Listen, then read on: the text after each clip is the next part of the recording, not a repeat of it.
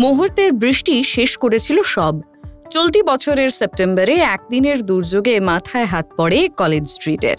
এবার ক্ষতবিক্ষত বুকেই নতুন উদ্যোগ কলকাতার বইপাড়ায়। তরুণ প্রজন্মের ভিড়ে জমজমাট ভিজে বইয়ের বইমেলাও, খানিকটা স্তব্ধ হয়েও কুড়িয়ে নেওয়া বই।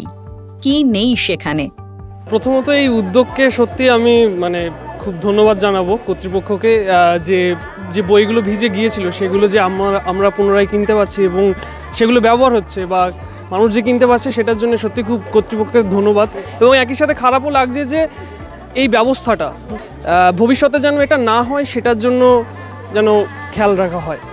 প্রচুর পাঠক এসেছে, এটাতে আপনারা নিজেরাই দেখতে পাচ্ছেন যে আশাতীত পাঠক। আমরা ভেবেছিলাম অনেক পাঠক আসবে, কিন্তু এত পাঠক আসবে এটা সত্যি আমরা ভাবিনি। এবং যেটা আমাদের কাছে আরও আশার, যে আপনারা নিজেরাও দেখতে পাচ্ছেন যে প্রচুর তরুণ অনেকে বলে ইয়াং জেনারেশন নাকি বই পড়ে না, কিন্তু সেই মিথ ভেঙে ইয়াং জেনারেশন আজকে বিধ্বস্ত কলেজ স্ট্রিটের পাশে দাঁড়িয়েছে। এইটা একটা আমাদের জন্য, প্রকাশকদের জন্য, পুস্তক বিক্রেতাদের জন্য খুব আশার আলো।